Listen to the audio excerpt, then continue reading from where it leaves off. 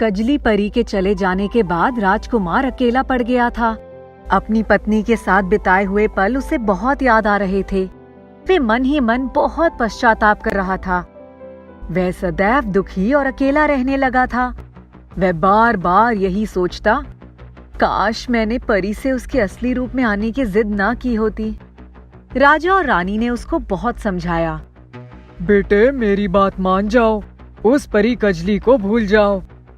आपके लिए एक से बढ़कर एक राजकुमारियों के रिश्ते आ रहे हैं। आपको जो भी राजकुमारी पसंद आएगी, हम उससे आपका विवाह करा देंगे। मेरे लाल, परियां जाने के बाद वापस नहीं आती। हमसे आपका ये दुख देखा नहीं जाता। माँ, मेरा विवाह कजली परी से हो चुका है। अब मैं किसी से भी विवाह नहीं करूँगा। आप देखिएगा, मेरी कजली परी एक दिन इस महल में वापस आएगी। मेरे बेटे, अगर उसे आना ही होता तो वो कब की आ चुकी होती। माँ, मैं अपनी कजली को ढूंढ कर लाऊंगा। दूसरे ही दिन राजकुमार घोड़े पर बैठकर चित्रगिरी की ओर चल पड़ा। वहां पहुंचकर उसने सरोवर के किनारे अपनी नजर दौड़ाई। आसपास सभी जगह पर कजली परी को ढूंढने लगा। वे उसे कहीं भी दिखाई नहीं पड़ी। वह कई दिनों तक अपनी प्यारी पत्नी को पागलों की तरह ढूंढता रहा। एक शाम हल्की रोशनी में उसे सरोवर के दूसरे किनारे पर एक बहुत दूर एक स्त्री खड़ी दिखाई पड़ी। उसका चेहरा साफ साफ दिखाई नहीं पड़ रहा था। राजकुमार सरोवर के उस पार पहुंच गया। उस स्त्री की पीठ राजकुमार की तरफ थी। उसने आवाज दी, कजली, मैं आ गया हूँ। मैं तुम्हें अपने साथ ही लेकर जाऊंगा। वे स्त्री राजकुमार की आवाज सुनकर मुड़ गई। वह कजली नहीं थी, वे एक बनवासी लड़की थी। उसे देखकर राजकुमार ने निराशा से सर झुका लिया। हे राजकुमार, आप कजली परी की तलाश में यहाँ आए हैं? हाँ हाँ, क्या आप उसे जानती हैं? मैं उसे जानती हूँ। कहाँ है वो? जल्दी से बताइए। वह यहाँ से 24 किलोमीटर दूर रामनगर के एक जीवन ज्योति नाम के आश्रम में एक सेविका के रूप में काम करती है और वहीं रहती है। वहाँ जाने से पहले जब वह यहाँ आई थी तब बहुत दुखी थी। उसने आपसे कुछ बताया था? उसने बताया तो कुछ नहीं, सिर्फ इतना कहा था कि मैं जीना नहीं चाहती। कितनी अजीब बात है कि एक समय पृथ्वी लोक से उसे बहुत प्यार था और उस दिन उसे अपनी जिंदगी से ही नफरत हो गई थी। फिर वह उस आश्रम में कैसे चली गई? एक संत महात्मा उसे अपने साथ लेकर उस आश्रम में गए और तब से वह वहीं रहती है। आपका बहुत बहुत धन्यवाद। मैं अब उससे ही मिलने जा रहा हूँ। राजकुमार अपनी कजली परी से मिलने के लिए चल पड़ा। कुछ दूर के बाद जीवन ज्योति आश्रम में पहुँच गया। आश्रम में पहुँचने के बाद भी उसे कजली नहीं मिली। वे संत महात्मा जी के पास पहुँच गया। महात्मा जी, प्रणाम। कल्याण हो। राजकुमार, आप अपनी धर्मपत्नी कजली की तलाश में यहाँ आए हो? हाँ हाँ, आपको कैसे ज्ञात हुआ? मुझे सब ज्ञात है। आपने आने में देर कर दी। कजली परी यहाँ से जा चुकी है। वे सदा के लिए परी लोक लौट जाना चाहती थी। मेरे ही कहने पर वह यहाँ आई थी और लोक सेवा में अपने आप को व्यस्त कर लिया था। आज मैंने ही उसे परीलोक में जाने की अनुमति दे दी। हे महाराज, मैं अब उससे कहाँ मिल सकता हूँ? आप यथाशीघ्र चित्रगिरी के पास के सरोवर तक पहुँच जाओ। ईश्वर की कृपा हुई तो आप उससे अवश्य मिल पाओगे। राजकुमार महात्मा जी से आशीर्वाद लेकर घोड़े पर सवार हो गया। घोड़ा हवा से बातें करने लगा। राजकुमार जल्द से जल्द कजली के पास पहुंचना चाहता था। कुछ ही देर में वह नदी के किनारे पहुंच गया। उसने देखा एक उड़न खटोला उड़ने ही जा रहा था। राजकुमार ने घोड़े पर से उतरते उतरते जोर से आवाज दी, कजली, रुक जाओ। यदि तुम यहाँ से चली गई तो मैं अपने प्राण त्याग दूंगा।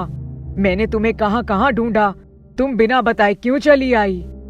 उड़न खटोला रुक गया। कजली परी नीचे उतर आई।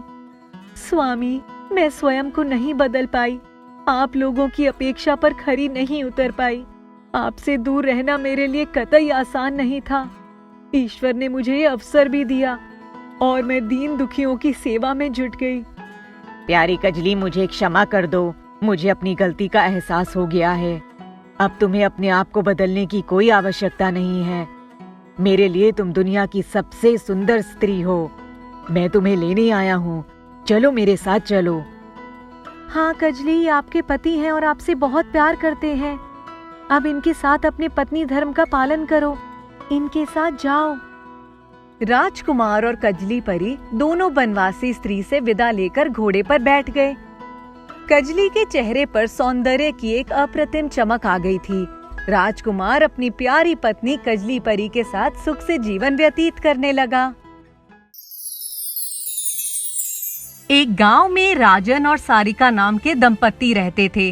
राजन की पहली बीवी की मौत हो गई थी, इसलिए उसने दूसरी शादी सारिका से की थी।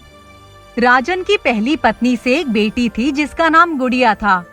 वे बहुत सुंदर और प्यारी बच्ची थी। उसकी सौतेली माँ सारिका उससे अच्छा व्यवहार नहीं करती थी, उससे घर का सारा काम करवाती थी।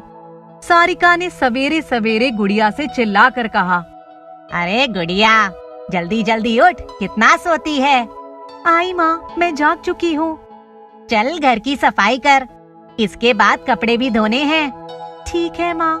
गुड़िया उठकर जल्दी जल्दी घर की सफाई करने लगी। घर में कुछ सामान हटाते समय वह फिसल गई और उसके पैर में मोच आ गई। वह करा उठी, हुई माँ। अब क्या हो गया? कहाँ कूद गई? कोई भी काम ठीक से नहीं कर सकती क्या? गुड़िया ठीक से चल भी नहीं पा रही थी, लेकिन उसने साफ सफाई का काम जारी रखा। घर की सफाई करने के बाद वे बाल्टी में कपड़े लेकर नदी की तरफ चल पड़ी। वह ठीक से नहीं चल पा रही थी। उसके साथ एक बहुत प्यारा कुत्ता भोलू भी चल पड़ा। दोनों नदी के किनारे पहुंच गए। बहुत सारे कपड़े धोने थे और गुड़िया के पैर में दर्द बहुत हो रहा था। उसका डॉगी भोलू बीच बीच में उसके पैर को चाट लेता था। गुड़िया को अपनी माँ की याद आ गई। उसकी आंखों में आंसू आ गए। वह पानी की तरफ देखे जा रही थी। अचानक से उस पानी में कोई बड़ी सी चीज उभरती हुई दिखी। उसने ध्यान से देखा, वह एक बहुत बड़ी सुंदर चमकती हुई मछली थी। प्यारी बच्ची, तुम कौन हो और क्यों रो रही हो? मेरा नाम गुड़िया है। मेरे पैर में बहुत दर्द हो रहा है, इसलिए मुझे अपनी माँ की याद आ रही है। तुम्हारी माँ कहाँ है गुड़िया? वो तो इस दुनिया में नहीं है। मेरे पिताजी ने दूसरी शादी कर ली है और वे माँ हमारे साथ रहती है। मछली की आंखों में से एक रोशनी निकलकर गुड़िया के पास तक आ गई। अब तुम्हारा दर्द कैसा है? गुड़िया का सारा दर्द गायब हो चुका था। अरे ये तो कमाल हो गया, मेरे पैर में अब कोई दर्द नहीं रहा। आपने तो जादू कर दिया। मछली रानी, आप बहुत अच्छी हो। अच्छा, अब मैं अपने कपड़े धो लेती हूँ। उस जादुई मछली ने कपड़ों पर एक प्रकाशमय नजर डाली और सारे कपड़े ऐसे साफ हो गए जैसे किसी ने उन्हें अच्छी तरह से साबुन लगाकर धो दिया हो। गुड़िया जादुई मछली का ये चमत्कार देखकर दंग रह गई। उसने अपने दोनों हाथ जोड़ लिए। उसके डॉगी भोलू ने भी अपने दोनों हाथ जादुई मछली के सामने जोड़ लिए। आओ गुड़िया, मेरी पीठ पर बैठ जाओ, मैं तुम्हें नदी की सैर कराती हूँ। ठीक है मछली रानी, मैं भोलू को भी साथ में ले लूं? हाँ हाँ, क्यों नहीं। आओ भोलू, तुम भी गुड़िया के साथ मेरी पीठ पर बैठ जाओ। गुड़िया और भोलू जादुई मछली की पीठ पर सवार हो गए और नदी की सैर शुरू हो गई। जादुई मछली आंखें मटकाकर तैर रही थी और गुड़िया और भोलू को बहुत मजा आ रहा था। नदी में रंग बिरंगे मेंढक और मछलियां दिखाई पड़ रही थी। अचानक उनके सामने एक बड़ा सा मगर आ गया। गुड़िया डर गई और भोलू भौंकने लगा। गुड़िया, तुम जरा भी मत डरना। इतना कहकर जादुई मछली ने अपनी आंखों से एक जादुई रोशनी मगर पर फेंकी। मगर उल्टे पांव पानी में लौट गया। गुड़िया ताली बजाने लगी। मछली रानी ने गुड़िया और भोलू को किनारे पर उतार दिया। गुड़िया, हम रोज मिलेंगे। मैं तुम्हारा हमेशा साथ दूंगी। तुम किसी भी बात की चिंता मत करना। मैं तुम्हें एक चेन दे रही हूँ। इसको हमेशा संभाल कर अपने गले में डालकर रखना। इसे कोई चुरा नहीं सकेगा और ये तुम्हारी सदा हिफाजत करेगी। इतना कहकर जादुई मछली ने एक शानदार सोने की चेन जिसमें एक पेंडल लगा हुआ था, गुड़िया के हाथ पर रख दिया। गुड़िया ने उसे अपने गले में पहन लिया। गुड़िया धुले हुए कपड़े लेकर भोलू के साथ घर पहुंच गई। आपने इतने ज्यादा कपड़े धोने के लिए दिए थे तो समय तो लगेगा ही। तू चुप रह, हमेशा उसकी तरफदारी करता रहता है। सारिका की नजर गुड़िया के गले में पहनी सोने की चेन पर पड़ी। ये चेन तुझे कहाँ से मिली? माँ, मुझे मछली रानी ने ये चेन दी है, वे बहुत अच्छी है। हाँ, गुड़िया सही कह रही है। मछली रानी ने इसके पैर की मोच भी ठीक कर दी और हम दोनों को नदी की सैर भी कराई। बड़ा मजा आया। सचमुच बहुत अच्छी है मछली रानी। सारिका हैरान होकर दोनों को देखने लगी। उसके दिमाग में तो सोने की चेन नाच रही थी। रात में जब गुड़िया सो रही थी तब वे चुपके से उसके पास गई और जैसे ही उसने चेन को छुआ, उसे बड़े जोर का एक ऐसा झटका लगा जैसे उसने बिजली के नंगे तार को छू लिया है। वे डरकर पीछे आ गई और चुपचाप अपने कमरे में चली गई। सारिका अब गुड़िया से डरने लगी थी। सवेरा हुआ। बेटा नाश्ता कर लो, मैं घर की सफाई कर लूंगी। गुड़िया भी माँ के बर्ताव में परिवर्तन देखकर अचंभित थी। गुड़िया, क्या तुम्हारी मछली रानी बहुत सारा धन और सोने चांदी के गहने दे सकती है? आज मैं मछली रानी से पूछूंगी। अगर उन्होंने मुझे सोने चांदी के गहने और धन दिया तो मैं ले लूंगी। अच्छा बेटा, तुम जल्दी से हाथ मुंह धो लो, मैं तुम्हारे लिए खाना परोसती हूँ। सारिका और गुड़िया साथ में बैठकर खाना खाते हैं। बेटा, मछली रानी के पास जाओ और खूब सारा धन लेकर आओ। गुड़िया अपने डॉगी भोलू के साथ नदी के किनारे पहुंच जाती है। मछली रानी जल्दी आओ, हमें नदी की सैर कराओ।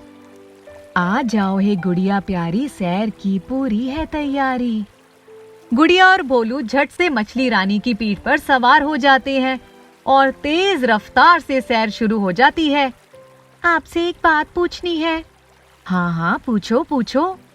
क्या आप मुझे धन दौलत और सोने चांदी के गहने दे सकती हो? इतनी सी बात? ठीक है, तुम जो चाहोगी दे दूंगी। जादुई मछली ने गुड़िया और भोलू को नदी के किनारे उतार दिया।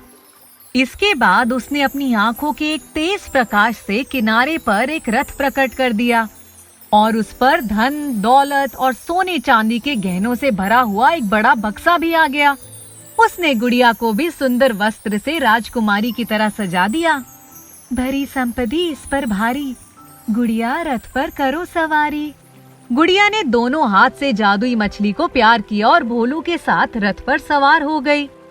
रास्ते में दो बदमाश लूट की नियत से रथ के सामने आ गए। वे जैसे ही गुड़िया के पास पहुंचे और उसे छुआ, एक बड़ा तेज का झटका दोनों को लगा और दूर जाकर पानी से भरे हुए गड्ढे में गिर गए। उनका चेहरा देखने लायक था। गुड़िया हंसने लगी और भोलू भी बहुत खुश हो गया।